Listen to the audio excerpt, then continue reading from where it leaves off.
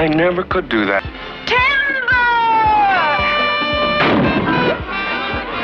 Few movie images are as universally recognized as Audrey Hepburn standing outside Tiffany and Company, dressed in an elegant black gown, pearls around her neck, a coffee cup in hand, and a sense of wistful sophistication in her gaze. That single image didn't just define a movie. It defined an era, reshaped fashion, and immortalized Audrey Hepburn as one of Hollywood's most enduring icons. But behind the glamour of breakfast at Tiffany's lies a fascinating story of bold casting choices, behind-the-scenes chaos, artistic compromises, and a transformation that changed both Hepburn's career in American cinema. 1. How it all began, from Capote's page to the silver screen.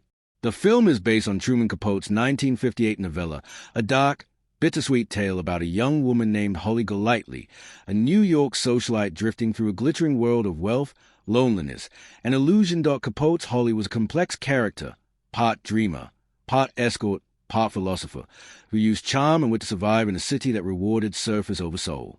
When Paramount Pictures bought the rights, Capote had one actress in mind, Marilyn Monroe. He famously said, "Marilyn was the only one who could have played Holly the way I imagined her." But Monroe's advisors, worried the role would harm her image, convinced her to turn it down. That decision opened the door for Audrey Hepburn, who couldn't have been more different, refined, European, and symbolizing innocence rather than sensuality. 2. Audrey becomes Holly Golightly. At first, even Audrey doubted she could play Holly. She once confessed, "I'm not an extrovert. I've never played a cold girl before. I'm not sure I can pull it off." But director Blake Edwards saw something deeper in her, a fragile strength and subtle sadness that perfectly captured Holly's contradictions. The result was a portrayal that turned Hepburn into both a symbol of sophistication and emotional vulnerability. 3. The birth of a fashion legend, the little black dress. Perhaps the most famous outfit in movie history, the black givenchy gown Audrey wears in the opening scene wasn't originally designed to be iconic. French designer Hubert de Givenchy, who had worked with Hepburn on several films, created a simple sheath dress meant to embody quiet elegance. However, once Audrey appeared on screen, paired with opera gloves, pearls, and oversized sunglasses, the look became a global phenomenon. Fashion historians now credit the movie with popularizing the little black dress as a wardrobe essential. It was more than just clothing. It was an attitude, effortless sophistication with a touch of mystery. 4. Moon River, the song that nearly vanished. It's impossible to imagine Breakfast at Tiffany's without Moon River, the haunting ballad composed by Henry Mancini and written by Johnny Mercer. The melody captures Holly's yearning for belonging, gentle, wistful, and timeless. But believe it or not, the song almost didn't make it into the film. Studio executives thought it slowed down the pacing and pushed to remove it. Audrey Hepburn, fiercely protective of the song, refused to let them cut it. Her exact words, according to legend, "Over my dead body." Thankfully, she won. Moon River went on to win the Academy Award for Best Original Song and became one of Hollywood's most beloved tunes. 5. Shooting on Fifth Avenue.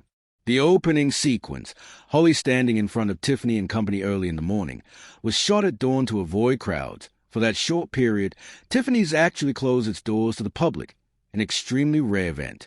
Audrey later recalled that filming the scene was nerve-wracking because hundreds of onlookers still gathered outside the barricades to watch. She said, "I was terrified someone would shout my name and ruin the take."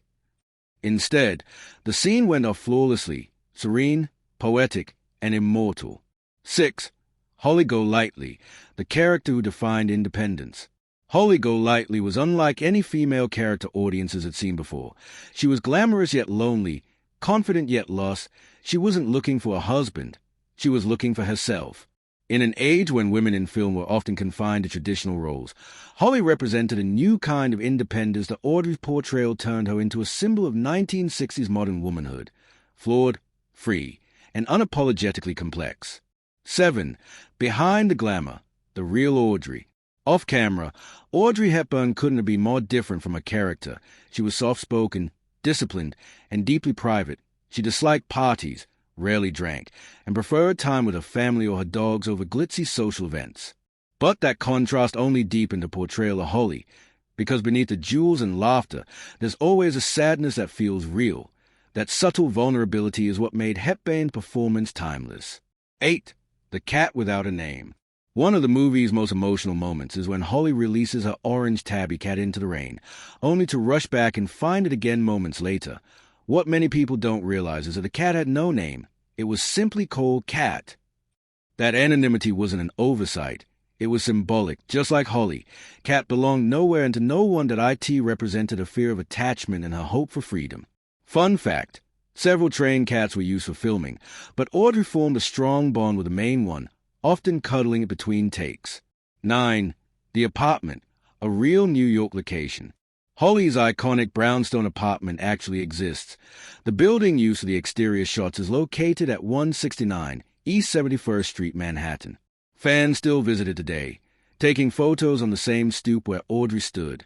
Inside, however, was pure Hollywood magic, a soundstage built in Los Angeles with a slightly exaggerated layout for cinematic effect. The sunglasses that started a trend.